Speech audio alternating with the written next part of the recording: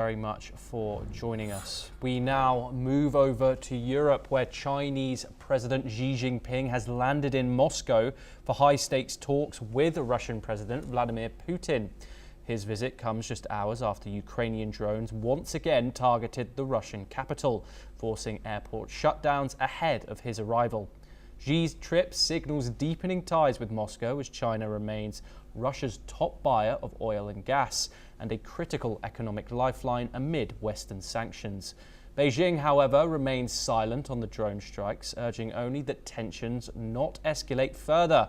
Also in Moscow, Venezuela's President Nicolas Maduro, he also signed a strategic partnership agreement after talks focused on energy and oil. The Kremlin called it a major milestone. Let's take a listen in to what both leaders had to say. Дорогие друзья, позвольте вас сердечно поприветствовать в Москве. Мы с вами встречались на полях БРИКС в Казани, но я очень благодарен вам за то, что вы нашли время и приехали на празднование победы во Второй мировой войне. У нас мы называем эту войну Великой Отечественной войной. Quiero transmitirle los sentimientos especiales de admiración del pueblo de Venezuela a 80 años de la victoria de la Gran Guerra Patria. Es impresionante el esfuerzo del pueblo ruso y del pueblo soviético para acabar la maquinaria de guerra criminal, infernal, que articuló el nazifascismo hace 80 años. Other leaders are also pouring into Russia for the May 9th Victory Day parade. That includes Cuban President Miguel Diaz-Canel, Brazil's Lula da Silva and Serbia's Alexander Vučić, who was briefly delayed in Baku due to regional airspace closures linked to the drone attacks. Moscow, now the stage for growing anti-West alliances, is rolling out the red carpet for leaders around the world. Staying in the region now, a three-day truce ordered by Russian President Vladimir Putin has officially taken effect. The ceasefire, timed with Moscow's Victory Day celebrations, is meant to test Kyiv's readiness for peace, but Ukraine has rejected it, calling the move a political stunt. Kyiv continues to push for a longer 30-day ceasefire, an idea first proposed by the US and backed by Ukrainian President Volodymyr Zelensky.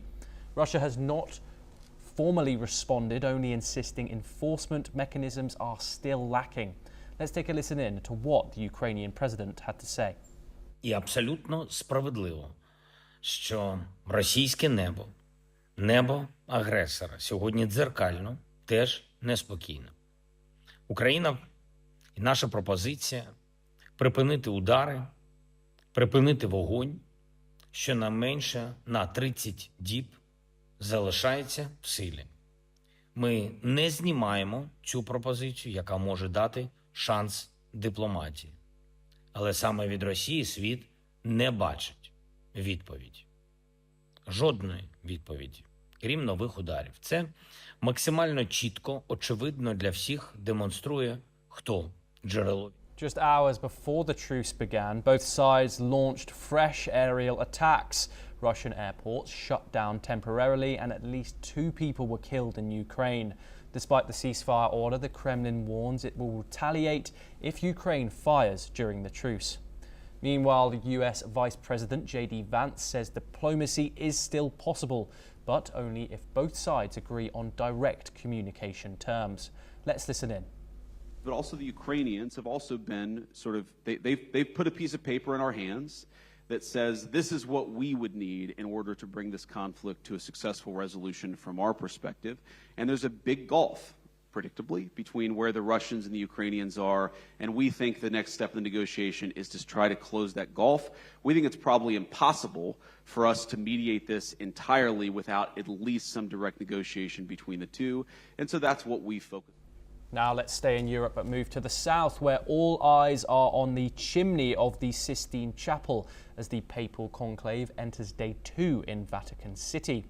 On Wednesday evening, black smoke rose into the sky, signalling that cardinals failed to elect a new pope in their first vote. The 133 cardinals who are locked inside the chapel under strict secrecy need 2/3 majority, which means 89 votes to choose the 267th pontiff. They spent the night in the Vatican guest houses and are set to resume voting this morning, with 2 rounds scheduled before lunch and 2 more in the afternoon if needed. Wednesday's lone vote followed an afternoon of rich tradition and prayer as tens of thousands gathered in St. Peter's Square. The crowd groaned when black smoke emerged, which is a sign that no consensus was reached. In a major development, US President Donald Trump is expected to announce a trade deal with the United Kingdom, according to some reports. Trump confirmed an announcement on Truth Social, saying he will hold a press conference at 10 a.m. Eastern Time from the Oval Office. He called it a major trade deal with a highly respected country and hinted it would be the first of many. While the White House has not yet commented, a UK official says both sides have made strong progress. The deal may include lower tariff quotas on steel and autos. This comes after Trump imposed 10% tariffs on most countries last month. Britain was spared as it imports more from the US than it exports.